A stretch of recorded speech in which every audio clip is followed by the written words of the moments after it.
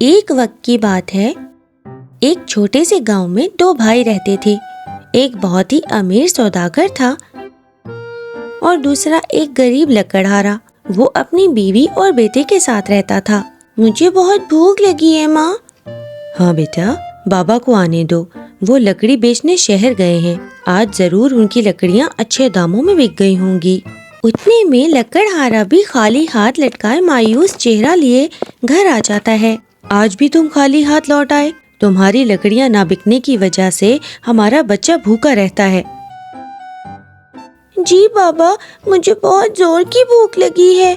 सुबह से मैंने कुछ भी नहीं खाया। अपने बच्चे को इस तरह रोते हुए देखकर लकड़हारा दुखी हो गया। उसने सोचा कि क्यों ना अपने बड़े भाई से थोड़े पैसे उधार ले लूं। बड़े भैया मेरी जरूर मदद करेंगे।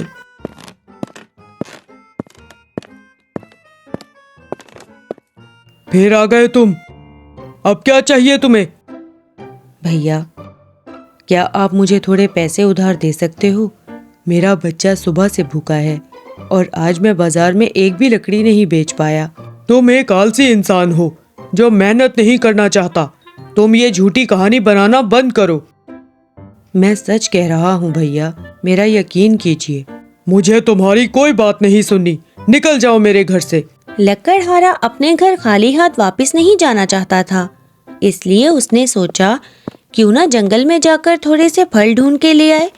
जंगल में खाने की तलाश करते हुए उसने एक बूढ़े आदमी को देखा जो लकड़ियों का गट्ठा उठाने की कोशिश कर रहा था। सुनिए, मैं आपकी लकड़ियाँ उठाने में मदद कर देता हूँ।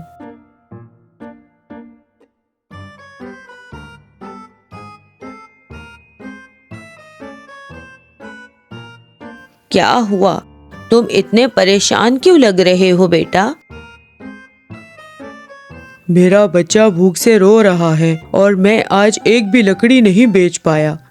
इतनी मेहनत करने के बावजूद भी मैं अपने घर वालों को भर पेट खाना नहीं खिला पा रहा हूँ। लकड़हारे की कहानी सुनकर उस बूढ़े आदमी को बहुत ही दुख हुआ। उसने लकड़हारे की मदद करने की सोची। शुक्रिया बेटा, मेरी मदद करने के लिए। मेरी मदद करने के बदले मैं तुम्हारे लिए कुछ करना चाहता हूँ, जिससे तुम मुस्तकबिल में बहुत तरक्की करोगे।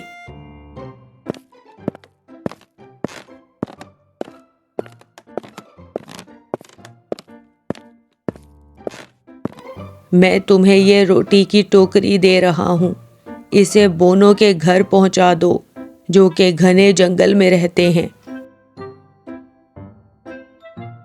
इस रास्ते से तुम आगे जाओ, तुम्हें 3 फल के दरख्त दिखाई देंगे।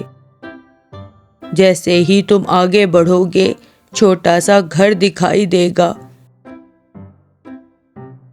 वो घर 2 बोनों का है।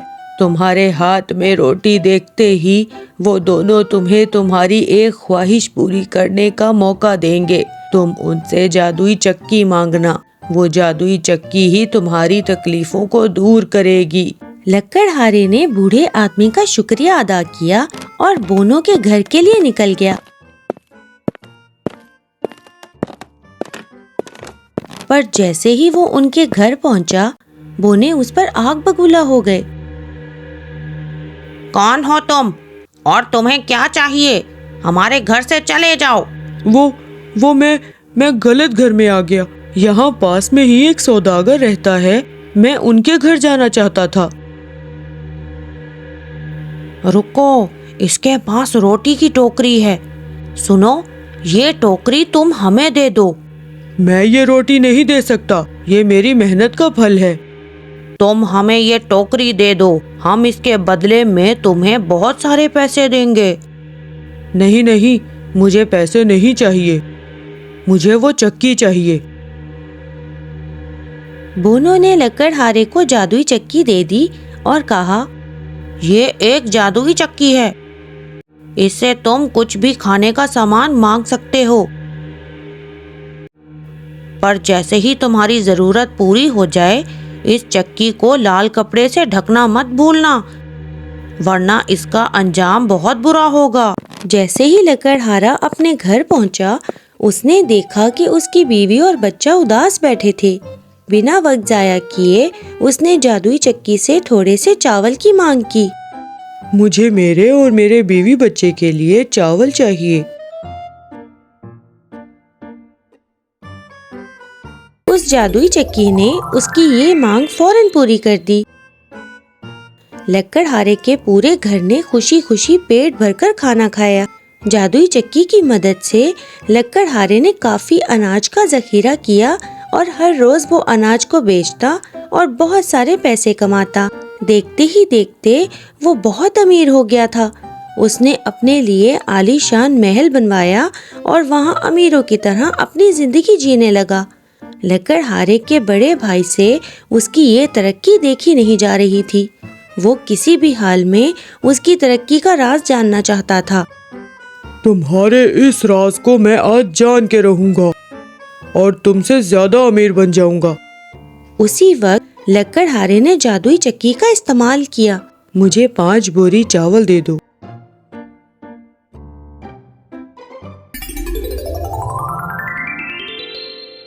आहा, तो ये कमाल जादुई चक्की का है। उसे चुराकर तो मैं बहुत सारे पैसे कमा सकता हूँ। लकड़हारा जैसे ही बाजार के लिए निकला, बड़े भाई ने मौका देखकर जादुई चक्की चुरा ली। चलो, हमें ये शहर छोड़कर जाना होगा।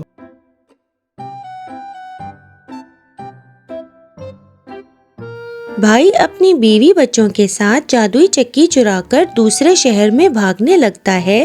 बीच सफर वो खुद को रोक नहीं पाता। बड़े भाई ने अपनी आंखें बंद की और जादुई चक्की से नमक मांगा। फौरन उसकी मांग पूरी हुई, पर नमक का ढेर बढ़ता गया और उसे इस बात का पता नहीं था कि वो इसको कैसे रोके। आखिरकार नमक के ढेर ने उसे और उसकी कश्ती को डुबो दिया। जब लकड़हारे को पता चला तो उसे बहुत अफसोस हुआ। उसने कहा, मेरे पास जब ये चक्की थी तो मैंने कभी लालच नहीं की थी। मेरा भाई लालच की वजह से अपने पूरे खानदान को खो बैठा। तो इस कहानी से हमें ये सबक मिलता है कि कभी भी लालच नहीं करनी चाहिए। जितना अल्लाह देता है उतना ही बेहतर होता है। Thanks for watching. Subscribe.